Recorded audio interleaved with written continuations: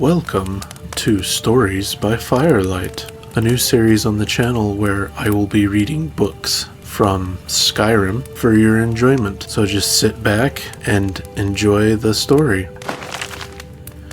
Songs of the Return, Volume 2, the first tale of the Daramzu.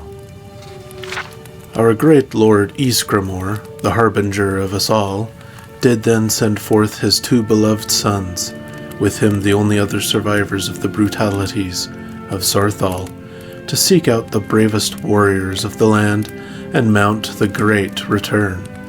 Ingol and Ilgar they were called, and they were known among Atmora as fine warriors, with bright eyes and dawning futures.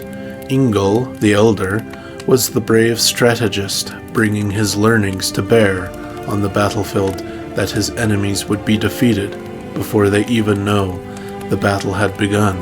Ilgar, the younger, was possessed of an unwavering spirit that drove his singular prowess to overwhelming feats in war.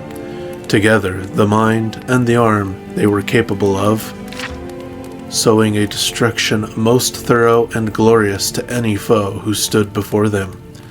Before they parted ways to gather their crews, the two clasped arms and necks in the old fashion and laughed at the heavens for their stories to come. Young Ylgar then took to the massive shipyards of Ylkirkvik at the southern point and commissioned two ships for himself and his brother.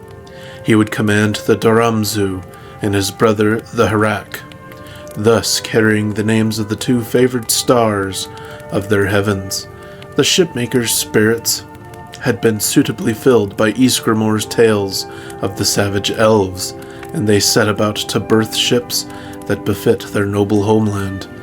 Arrangements having been made, Ilgar set forth to the academies of honored soldiers, seeking out his most trusted friends and advisors to join him on the venture of the return. By now, the stories of the new land to the south were spreading before him, and the mere emergence of his presence was enough to cause the finest warriors to lay down their present undertakings and follow him. So was he able to call to his side the great shield sisters, Froa and Grosta, who thought and spoke as one, and they brought with them the wise war teacher, Admric, who first taught them to dance among the blades. She in turn mustered all the students at her command, whose names were not yet made, but some of whom would one day be known. Hermskr, who threw his shield, Erlak, who breathed fire, Rampth the Greater, Merkelian Rampth, and the far-sighted Uch, who would see the first of many dawns. On the day of final passage, when the many-oared fleet would last see the distant green summers of Atmora, the brothers were near in their father's wake, as the freshly joined 500 would eagerly press onwards towards Tamriel. Ilgar would see his well-minded brothers smiling from afar across the waves, and they shouted war cries to each other, longing for the soon day when their assembled crews would draw the treacherous elf blood into the ground, which they would now claim for their own rights. But Kind's ministrations are not to be taken lightly, and though her blessings gave wind to drive those brave sailors to their destiny, so too did her mighty tears fall to drive them apart. When the storm of separation first arose, young Ylgar had no fear, for his crew was strong and able, and their ship drove true through the forest of swells as though pulled by the rope of fate. When the skies cleared, and Ilgar glimpsed again, with new eyes, the land of his past and future home, he knew his brother's vessel was not within his horizon. The Daramzu, arriving late, drew forth onto the sands, and Ilgar rushed to his father to seek word of his brother. The great Ysgramor, harbinger of us all, wept for his lost son, and sought comfort in the arms of his only remaining joy. The crew of the Harak became the first deaths among the 500, and Ilgar so enraged with love for his brother that his crew would soon be counted as first among the many noble and honored names in the companions. Songs of the Return, Volume 7, The Tale of Jorvaskr. When at last the rightful claim of Sarthal had been retaken, driving the murderous elves back to their lofty cities, did great Ysgramor turn and let loose the fearsome war cry that echoed across all the oceans. The 500 who yet stood joined in the ovation for the victory and the lament for their fallen peers. It was said to be heard on the distant and chilling green shores of Atmora, and the ancestors knew their time had come to cross the seas. As the reverberations echoed out and drowned to silence, all looked to Ysgramor, who bore the blessed Wuthrad for his next commandment. With his lungs that bellowed forth the fury of humanity, he bade them to continue their march, that the devious Myr might know the terror they had brought on themselves with their trickery. "Go forth," he roared, "into the belly of this new land. Drive the wretched from their palaces of idleness. Oblige them to squalor and toil, that they would see their betrayals as the all sin against our kind. Give no quarter, show no kindness, for they would not give nor show you the same." Our great forebear gave this order as he did not yet understand the prophecy of the twin snakes, that he would be fated to die before seeing the true destiny of his line. Hearing this, the circle of captains gathered each their crews unto themselves. From here they decreed, "We will go forth. Let each ship's band make its own way, seeking their fates to open sun." A night spent in feasting, the oath of the companions was sworn anew with each of the 500, so they still named their count in honor of the shields that were broken at Sarthal, swearing to act as shield brother and shield sister to any of the Atmoran line were their fates to ever again entwine. As the red hands of dawn stretched from the east, so broke the 500 companions of Ysgramor, setting about their journeys, sailing now across the land with waves of stone and crests of trees flowing under their footed hulls. The first to break from the grounded fleet was the crew of the Jorvaskr, who had been formed of Ysgramor's closest friends. Their captain was known as Yeek of the River, so called by the Harbinger himself from their youth's past in glory. When assembling their glistening hull, he sought out the labors of Menro and Menwe, who now bore the native timbers across this new land of Tamriel. Among their fiercest were Tinsnal, who was twice named, and Ter, his twin and shield brother, whose girth was never spoken of to his face. There were others, too, in their band. Mexim the Walker, Brunel, who fought with his offhand, and Just the Smiler. These and others were sworn to Yeek, and they pushed forth into the shadows, where yet the sun had not yet reached. Southwards they went, by beast and by foot. Elves they found, though none remained to tell what those battles entailed. The numbers of the Jorvaskr never faltered, so shrewd were they in battle, with minds as sharp as their blades. Once, as the sun beat from its high home, Yonder the Tiny, the one who ran ahead, came over the hill to tell what was seen. Amidst a vast plain, his eyes had met a monument of a bird, whose eyes and beak were opened in flame. When his brothers and sisters crested the hill, they too saw its glory, but they were afraid, for no elven settlement could be seen to the horizon. "But this is not seemly," said Cluey, who went by Lot when hiding his face. "Is not this wide land fit for harvest? Why have not the elves, vile in their core, seen to exploit and tame it?" They asked for their elven captives, for they had many, what they found unfit about these plains, yet even the captives who still bore their tongues could say nothing of the valley.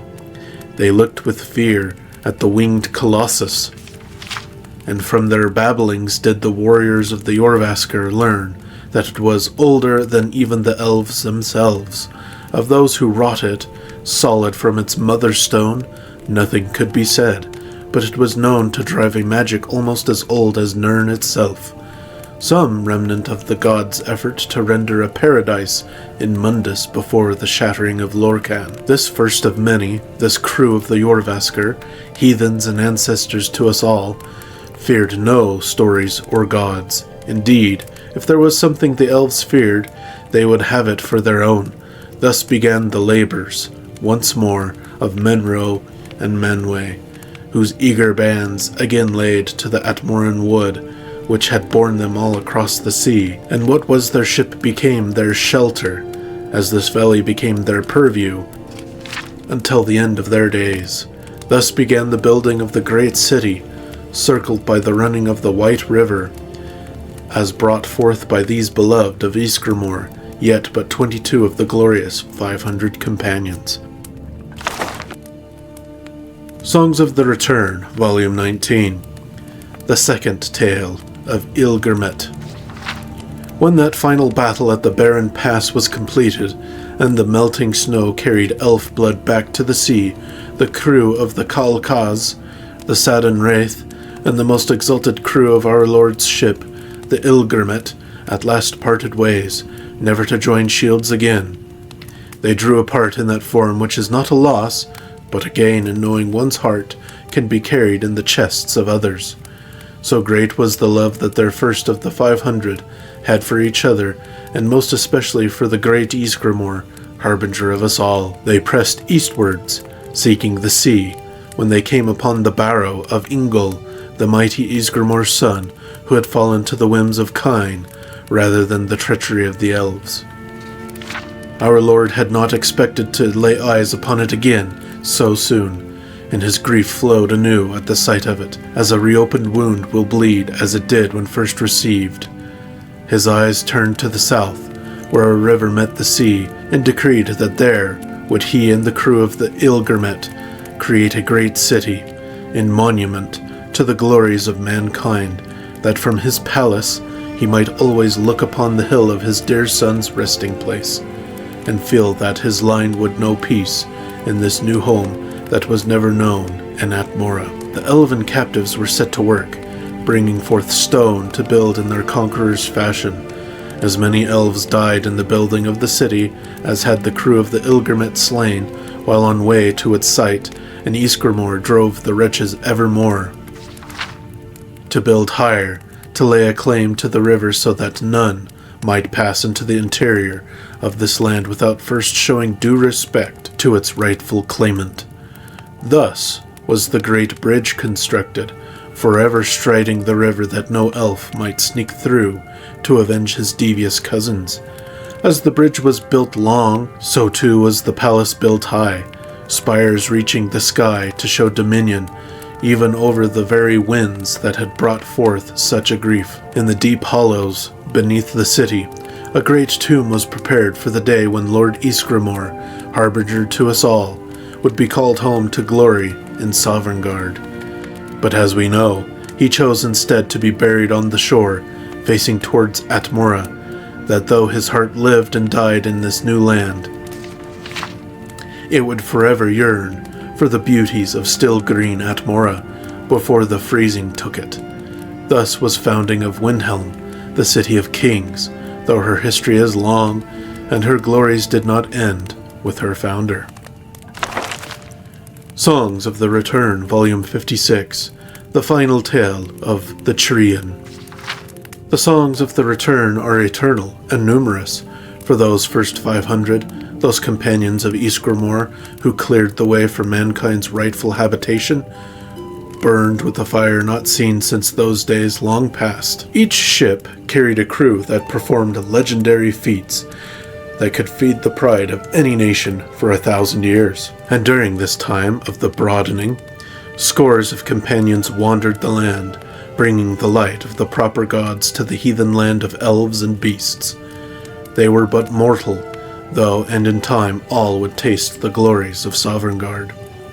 It was in one of the uncounted years, after the retaking of Sarthal, that the crew of the Treant was declaring their fortunes in the eastern lands near the Red Mountain. They were encamped, surrounded by bodies of murderous elves, who had attempted to make them believe they held peace in their hearts. The shrewd Rorlak was the Chirians' captain, though, and would show no quarter to the liars of the Southlands, as had been commanded by his lord Ysgramor, harbinger of us all.